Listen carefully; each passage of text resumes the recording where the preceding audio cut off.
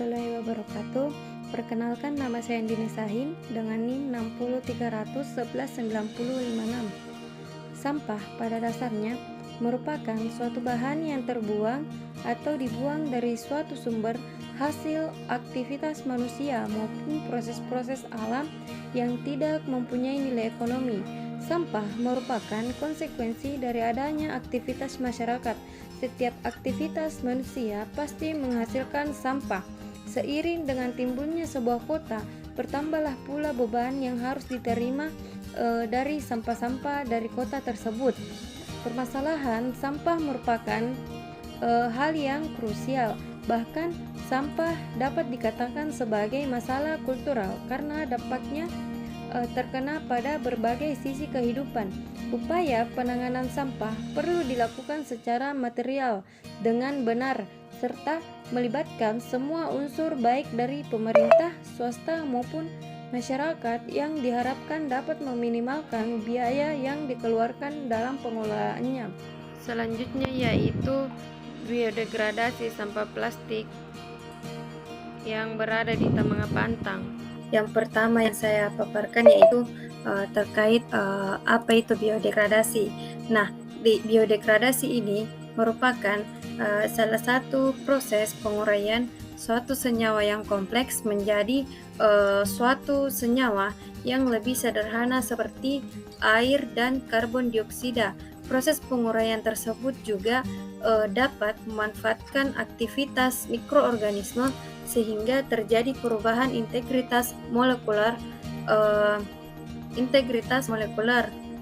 Setiap mikroorganisme memiliki karakteristik yang berada, sehingga proses degradasi yang terjadi akan berbeda atau bervariasi antara satu mikroorganisme dengan mikroorganisme lainnya.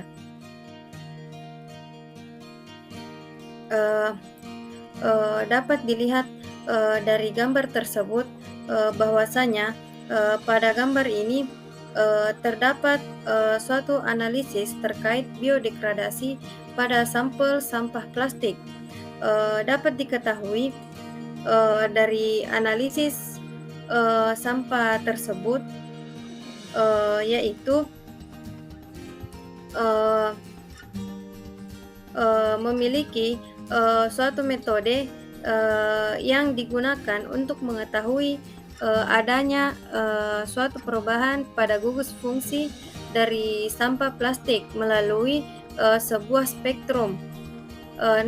Dari alat FTIR ini atau for transfer infrared menggunakan prinsip spektroskopi dengan mengukur jumlah radiasi infrared yang diserap atau dipancarkan oleh sampel sebagai fungsi dari panjang gelombang. Hasil dari spektrum inframerah yang diperoleh kemudian akan diplot sebagai panjang gelombang atau bilangan gelombang. Karakteristik dari FTIR ini dapat dilakukan untuk mengetahui atau menunjukkan adanya suatu perubahan kimia yang dimana perubahan kimia tersebut itu memperlihatkan kemunculan suatu gugus baru, sedangkan pada perubahan fisika itu menunjukkan adanya penurunan atau peningkatan bilangan gelombang tersebut.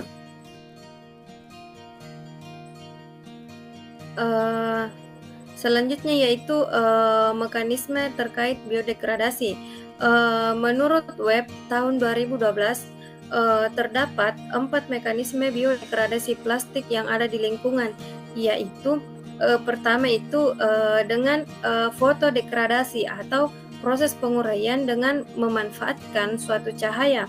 Yang kedua, biodegradasi termoksidatif atau proses degradasi dengan memanfaatkan panas. Ketiga, degradasi hidrolitik, dan terakhir biodegradasi oleh mikroorganisme. mikroorganisme pendegradasi pada sampah plastik juga dapat mengubah suatu karbon dalam rantai polimer menjadi karbon dioksida atau masuknya ke dalam biomolekul suatu proses degradasi yang terjadi sehingga dapat mengakibatkan limbah plastik menjadi rampuh dan pecah menjadi bagian yang lebih kecil sehingga rantai polimer pada limbah plastik memiliki berat molekul yang cukup rendah untuk dimetabolisme oleh mikroorganisme. Selanjutnya yaitu potensi mikroorganisme dalam mendegradasi suatu plastik. Di antaranya yaitu mikroorganisme jenis Lisinibacillus silaniliticus dan Aspergillus niger. Jenis bakteri tersebut dia mampu mendegradasi suatu sampah plastik dari jenis polietilen. Perubahan ini terjadi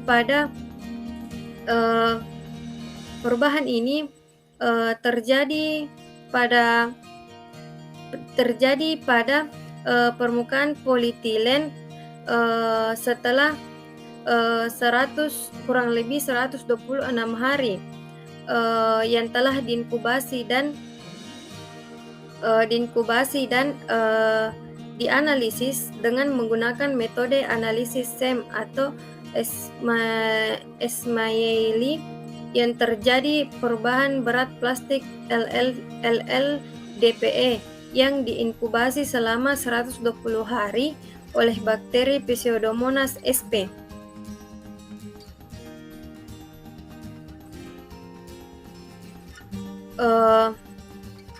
Dapat diketahui juga inisiasi dan pencemaran rantai polietilen itu merupakan suatu langkah terpanjang dan paling sulit dalam proses degradasi sehingga dia membutuhkan waktu inkubasi yang lama untuk menghasilkan jumlah yang cukup dari gugus karbonil untuk melanjutkan proses dekomposisi. Kemudian dapat dari penelitian tersebut yang saya temukan itu dia mengatakan bahwa setelah diinkubasi itu hanya terdapat sedikit rantai polietilen yang teroksidasi secara biologis dan serta digunakan oleh enzim intraseluler dalam bioksidasi serta pemotongan unit metilen.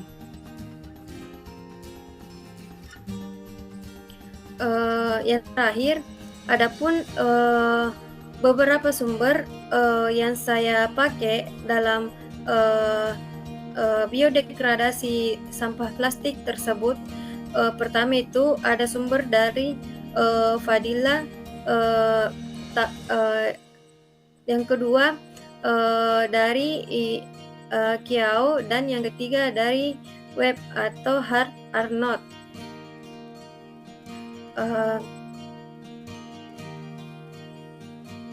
Mungkin sekian yang bisa saya sampaikan.